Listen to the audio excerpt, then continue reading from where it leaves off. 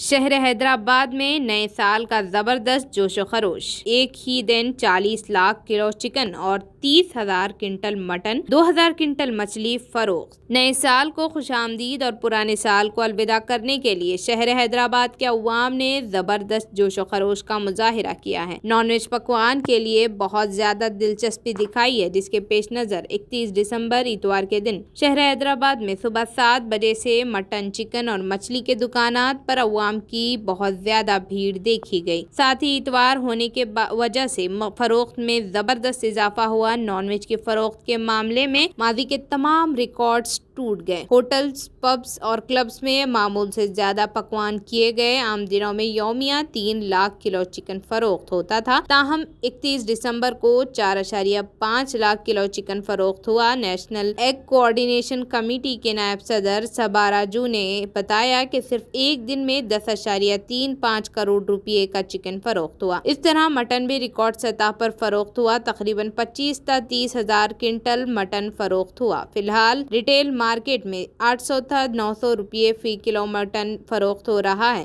رام نگر میں موجود mutton whole cell کی تاجر خالد پاشا نے بتایا کہ 900 روپے فی کلو مٹن فروخت ہوا۔ رام نگر، جیا گوڑا، سکندرآباد، منڈا مارکیٹ مچھلی بڑے پیمانے پر فروخت ہوئی۔ ہول سیل تاجر راجندر ریڈی نے بتایا کہ ایک ہی دن میں تقریباً 2,000 کنٹل مچھلی فروخت ہوئی ہے۔ مجموعی طور پر حیدرآباد میں نئے سال کا بڑے پیمانے پر جشن منایا گیا ہے اور لوگوں نے دل کھول کر خرچ کیا ہے۔ صبح سے رات 12 بجے تک بچے، بڑے، جوانوں اور خاندانوں نے نئے سال کا جشن منایا۔ ہوٹل، پبز، کلب، ریزورٹس میں نئے سال کے جشن کے خصوصی انتظامات بھی کیے گئے تھے۔